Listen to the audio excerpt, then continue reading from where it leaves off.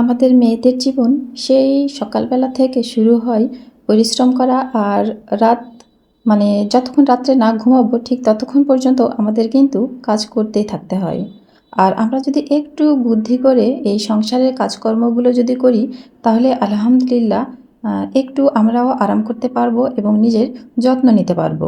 আসসালামু আলাইকুম আমার প্রাণপ্রিয় আপু ভাইয়ারা, সবাই কেমন আছেন? আশা করি আল্লাহর রহমতে ভালো আছেন, সুস্থ আছেন। আমি অনন্যা, রাজশাহী থেকে। সকালবেলার কাজকর্ম শেষ করেছি। আজকে একটু হালকা বাজার ছিল মুদিখানার দোকানে, কয়েকটা জিনিস নিব যেগুলো একদমই আমার ঘরে নেই, শেষ হয়ে গেছে।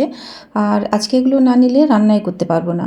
আর আমাদের বাজার আর আমাদের বাড়িটা একেবারেই কাছাকাছি, তাই তো ভাবলাম যে ঝটপট গিয়ে আগে বাজারটাই করে নিয়ে আসি।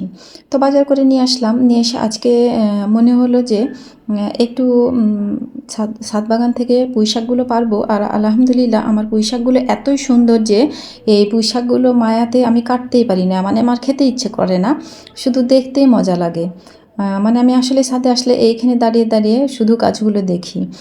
আমাকে আমার একটা ভাবি আছে, ও বলবে যে আপনি কেন কাটেন না, কেন খান না? আর আমি বলি যে আমার মায়া লাগে, তাই তো আমি ডগাগুলো কাটি না, শুধু দেখি।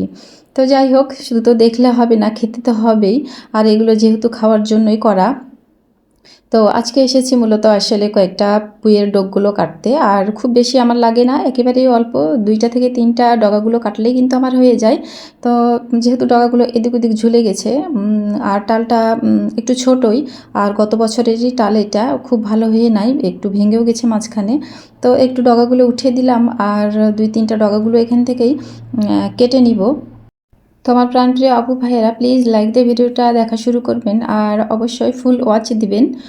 তো এখানে আমি পুঁই শাকের ডগাগুলো কেটে নিচ্ছি।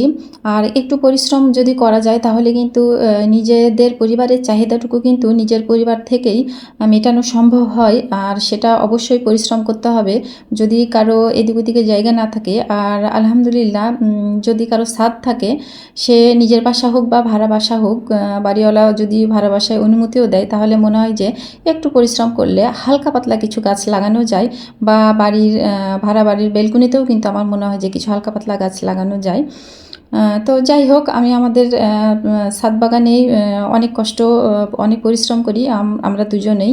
আর সেই পরিশ্রমের ফল আলহামদুলিল্লাহ, যখন এই যে টগাগুলো কাটি, কি একটা সবজি গাছ থেকে একটা সবজি উঠাই, এরকম যখন হয় তখন সমস্ত দুঃখ কষ্টগুলো কিন্তু ভুলে যায়। তো এখানে ক্যারেটে একটা গাছ আমি লাগিয়েছিলাম, তো এখানে একটা ডগা বেশ বড় হয়েছে আর ঝুলে গেছে, ক্যারেটটা যেহেতু ছোট। আর গাছগুলো বেশ ঘন হয়ে গেছে। গাছ তো 2টা না 1টা লাগিয়েছিলাম, সেখান থেকে কিন্তু ডগাগুলো খেয়েছিলাম। আর ডগা কাটলে তো পুঁইয়ের ডগা অনেক বেশি হয়, তো সেইখান থেকেও একটা ডগাগুলো কেটে নিলাম। আজকে খুবই ইচ্ছে হয়েছে কচু দিয়ে এই পুঁইয়ের ডগাগুলো রান্না করব। তো চলে আসলাম রান্নাঘরে। আর আমি যেহেতু এখন মাটির চুলাতে রান্নাবান্না করছি, বৃষ্টি বাদল নেই আপাতত কয়েকদিন থেকে, তার কারণেই কিন্তু এখানে রান্নাবান্না করা হচ্ছে। যদিও মাঝে মাঝে আকাশ প্রচুর মেঘলা হয়ে যাচ্ছে, কিন্তু আলহামদুলিল্লাহ বৃষ্টি হচ্ছে না। তো আমি এখন পুঁইয়ের ডগাগুলো খুব সুন্দর করে কেটে নিব। আমার ছাদ বাগানেও যেমন গাছ লাগানো আছে, আমার নিচেও কিছু গাছ লাগানো হয়েছে, আরও গাছ লাগিয়েছি আমি নিচে। সেই গাছগুলো আমার প্রিয় আপু ভাইয়াদের সাথে শেয়ার করা হয়নি, কিন্তু গাছগুলো আদৌ হবে কিনা সেটাই ভাবছি।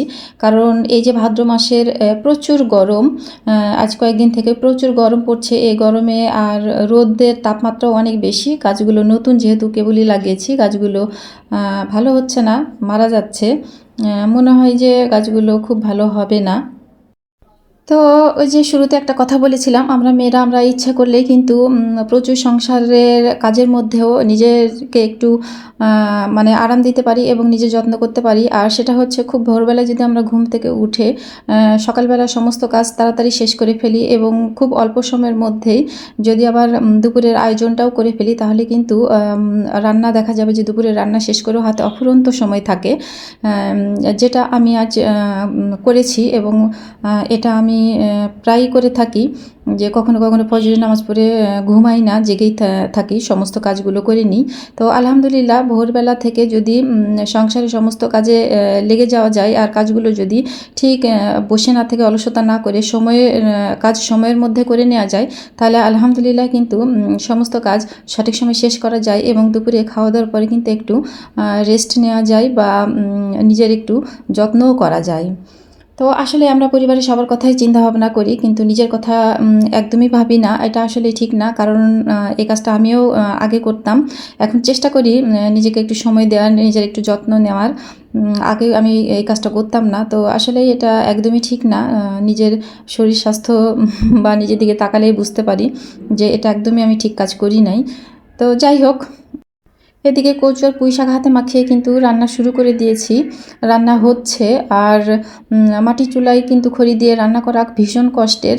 যতবারই আমি রান্না করতে আসি তার আগের যে প্রস্তুতিগুলো আছে সেগুলো করাটা অনেক কঠিন হয়ে যায়, কারণ এটা যেহেতু বাইরের রান্নাঘর, সব কিছু এখানে কিন্তু আমি রাখতে পারি না। যদিও মশলার ঝাঁকাটা আর হাঁড়ি পাতিলগুলো রাখি, কিন্তু বাদ বাকি তরি তরকারি সব কিছুই ভেতরে থাকে, বারবার করে নিয়ে আসতে হয়। আর যেহেতু আমরা ইউটিউবিং করি, এই কারণে কিন্তু আরও বেশি পরিশ্রম, আরও বেশি কষ্ট হয়। তো এভাবেই কিন্তু কাজগুলো করে যাচ্ছি আলহামদুলিল্লাহ। আর বরাবরই জুবাইরের আব্বু মাটির চুলার রান্না বেশি পছন্দ করতো। আর আমি তো একটা ভিডিওতে বলেছি যে আমার জীবনের শুরুটা কিন্তু এই মাটির চুলা দিয়েই হয়েছে রান্নাবান্না, এবং আমি কাজ পারতাম না, রান্নাবান্না পারতাম না, সেটাই মাটির চুলা থেকেই কিন্তু শুরু করে শেখা। তো আগে নিয়মিত রান্না করেছি, এখন আসলে নিয়মিত রান্না করা হয় না। তো ওর আব্বু বেশি পছন্দ করে, আমার জুবাইরও মাটির চুলার রান্নাবান্না বেশি পছন্দ করে। আসলে নিজেও যেদিন এই রান্নাঘরে রান্না করি সেদিন আসলে মনের দিক থেকে শান্তি পাই যে আসলেই ওদের ইচ্ছে মতো বা ওদের ভালো লাগায় আমি একটু গুরুত্ব দিতে পারছি। এজন্য কষ্ট হলেও প্রায় সময় চেষ্টা করি চুলায় রান্না করার। তো এখানে কিন্তু আমার পুঁই শাক রান্না করা হয়ে গেছে।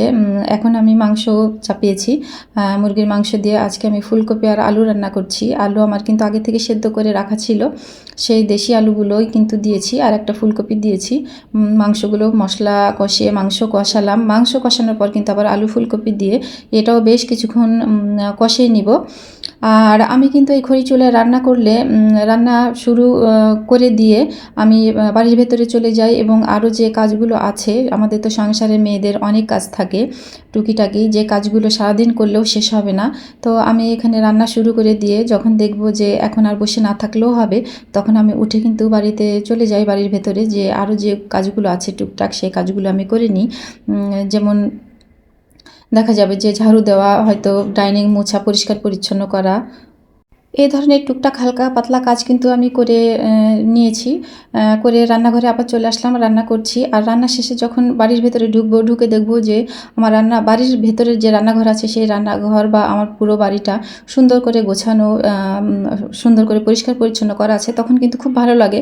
যেহেতু আমি বাইরে রান্না করছি, আমার মনে হয় যে বাড়ির ভেতরটা আগে ঠিকঠাক করে রাখাটাই ভালো। কিন্তু সকালবেলা উঠে আসলে সকালের খাবার দাবার কমপ্লিট করে ওর আব্বুকে স্কুলে পাঠিয়ে দিয়ে তারপরে চলে আসি সোজা রান্নাঘরে, কারণ মাটির এই রান্নাঘরে রান্না করতে একটু বেশি সময় লাগে।